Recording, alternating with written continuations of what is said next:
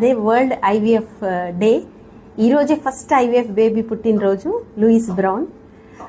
మన దగ్గరికి వచ్చి సక్సెస్ఫుల్ అయినటువంటి ఒక బ్యూటిఫుల్ కపుల్ గురించి చెప్పబోతున్నాను. వాళ్ళ బాబు 3 ఏండ్లప్పుడు అనుకోని కారణాల వల్ల చనిపోయాడు. పిల్లలు కాకుండా కూడా వాళ్ళకి ఆపరేషన్ చేయించేసుకున్నారు.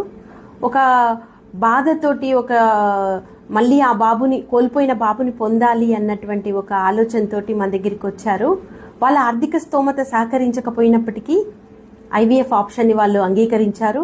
ఫస్ట్ విజిట్లోనే వాళ్ళు బుక్ చేసుకొని వాళ్ళు పికప్ చేసుకున్నారు.